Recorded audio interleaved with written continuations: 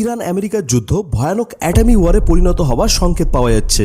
Israel এবং America ভেবেছিল Ayatollah Ali খামিনিকে assassinate করার পর ইরানের সৈন্যবাহিনী হাল ছেড়ে দেবে এবং খুব বেশি হলে 4 থেকে 5 দিনের মধ্যে এই যুদ্ধ শেষ হয়ে যাবে, কিন্তু তারা ভুল ছিল। ইরানে মজুদ মিসাইলের ভান্ডার ইরানের সবথেকে বড় শক্তি প্রমাণিত হচ্ছে, যার প্রতিফলন দেখতে পাওয়া যাচ্ছে সমগ্র আরবিয়ান কান্ট্রি ইনক্লুডিং ইসরায়েল। কিন্তু এবার ইরানের দক্ষিণ প্রান্তে এবং আমেরিকার এরিয়া 51-এ এই দুটি জায়গাতেই 4.3 রিক্টার স্কেলের দুটি ভূমিকম্প রেকর্ড করা হয়েছে। সাধারণত কোথাও ভূমিকম্প হলে তার আফটার এফেক্ট হিসেবে ছোট কম্পন তৈরি হয়, কিন্তু যদি এটা কোনো নিউক্লিয়ার টেস্ট হয় তাহলে সেই ক্ষেত্রে কোনো আফটার এফেক্ট আসে না। তাই অবাক করা বিষয় হলো আমেরিকা এবং ইরানের এই দুই জায়গাতেই যে ভূমিকম্প হয়েছিল তার কোনো আফটার এফেক্ট আসেনি। অপরদিকে গতকাল আমেরিকা মিনিটম্যান 3 মিসাইলের সফল টেস্টিং করেছে।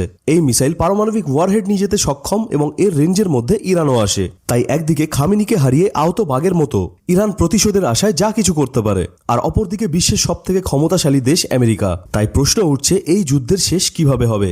আরও অনেক কিছু জানার জন্য সাবস্ক্রাইব করুন।